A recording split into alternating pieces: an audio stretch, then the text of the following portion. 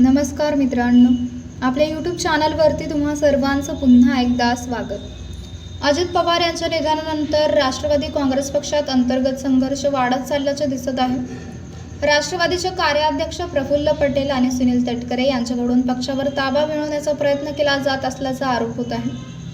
तर दुसरीकडे पक्षाच्या अध्यक्ष सुनेत्रा पवार यांनी 28 फेब्रुवारी नंतरचा कोणताही पत्रव्यवहार ग्राह्य धरला जाऊ नये असे स्पष्ट पत्र निवडणूक आयोगाला पाठवल्याने पटेल तटकरेंची कोंडी झाली होती।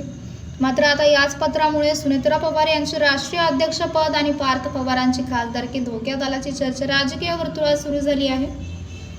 याबाबत सविस्तर माहिती अशी आहे की राष्ट्रवादी काँग्रेस पक्षाच्या अध्यक्षपदाच्या निवडीवर प्रश्नचिन्ह उपस्थित होणार असल्याची चर्चा आता राजकीय वर्तुळात सुरू झाली आहे। सोशल मीडियावर सुनेत्रा पवार यांनी निवडणूक आयोगाला पाठवलेल्या पत्रामुळे ही चर्चा होत आहे।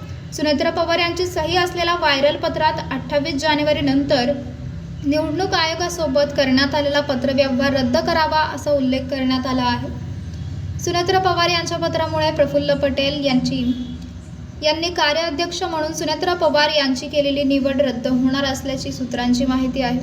मात्र जर असे झाले तर 28 जानेवारी नंतरच सुनेत्रा पवार यांची राष्ट्रीय अध्यक्ष म्हणून निवड झाली होती।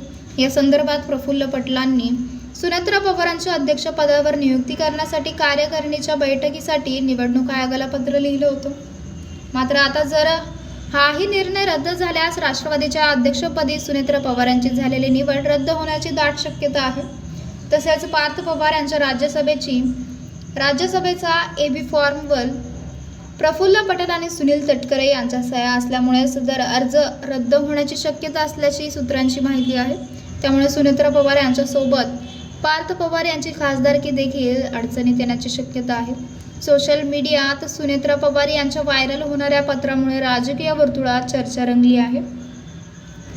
तर मित्रांनो, आपल्याला काय वाटतंय? आपली प्रतिक्रिया आम्हाला कमेंट बॉक्सच्या माध्यमातून नक्कीच कळवा।